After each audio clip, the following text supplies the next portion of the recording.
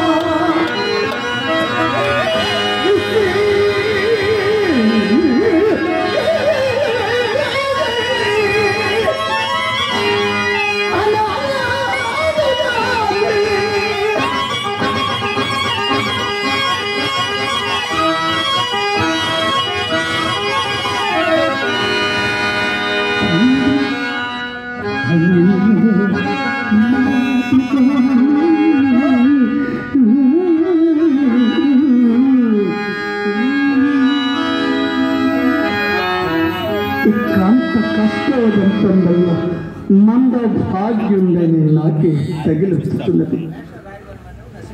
చనిపోయి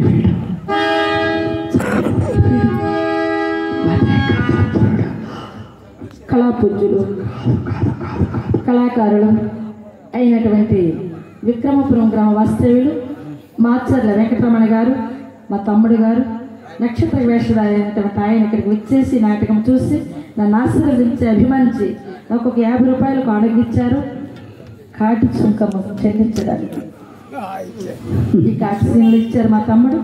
నన్ను ఆశీర్వదించి అతనికి అతని కుటుంబానికి ఆ దుర్గా మా తెల్లవి అలా కాపాడాలని మరీ మరీ ప్రార్థిస్తున్నాను.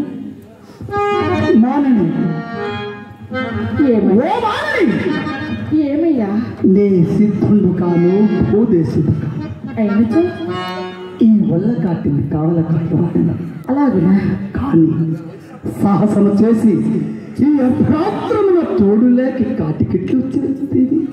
నీ చరిత్ర మేము ఎరింగింటుము. చిన్న కష్టములను అనుభవింపక తీరదు కదా.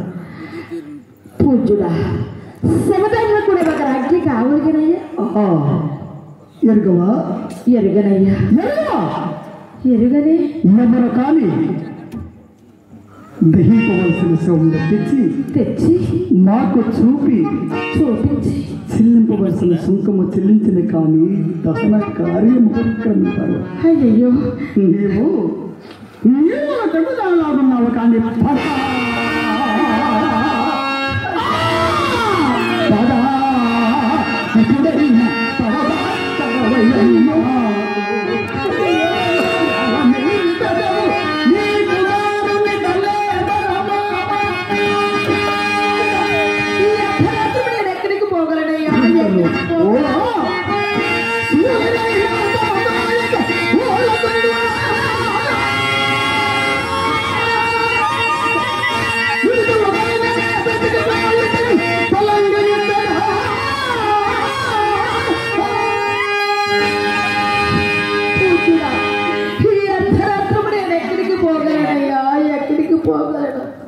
నేను కూడా బీదరాలనయ్యా. చేతనారు కాస్త అయినా లేని చిత్రత్రిగతి చేయున్నానయ్యా. నేను ఏ మూలమున మీ కాటు సుఖము చెల్లించగలను? నేను ఏ మూలమున మీ కాటు సుఖము చెల్లించగలను?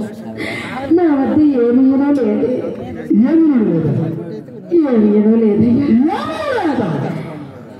ఏమీనో లేదే. మానని ఆలోచించుకున్నాను. ఆలోచించక మాత్రమే ఉన్నదయ్యా. ఏమీనో లేదే.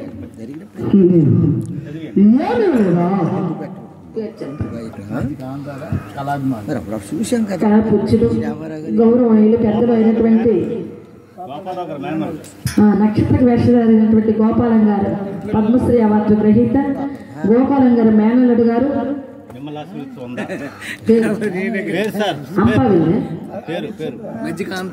మజ్జి కాంతారావు గారు కళాభిమానంతో నేను రాముడి వేషంలో ఉన్నప్పుడు ఒక 100 రూపాయలు చదివించారు.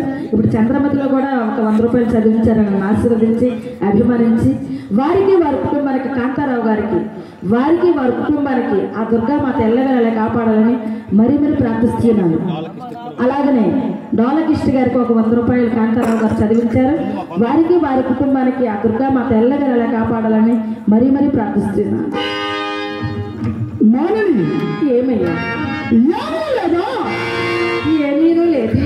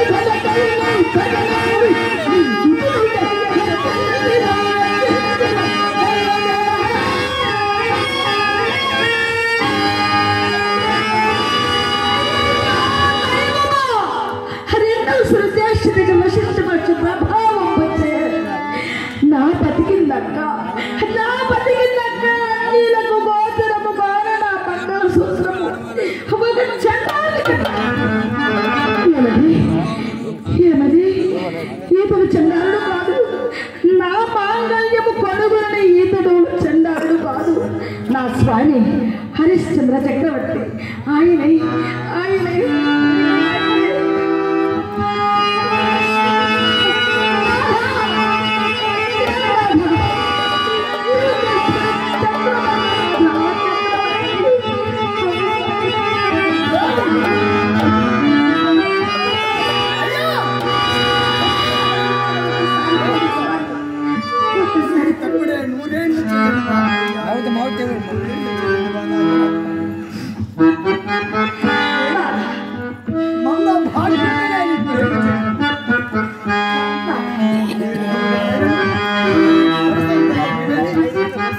స్వామికి నెమ్మది అంత కుర్రవాని కళేబలమని సూచిస్తుంది.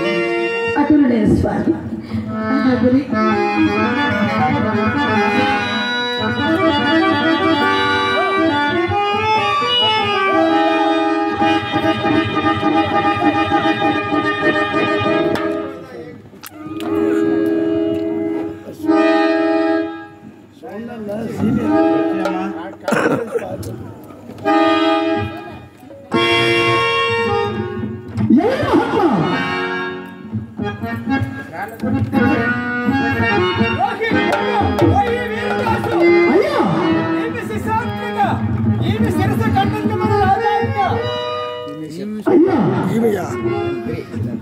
ఈమె చంద్రమతి అయ్యా, మీరు నేరస్థాపన ఎందుకు పొరపాటు పడలేదు కదా? చంద్రమతియో ఇంద్రమతియో మాకు తెలియదు.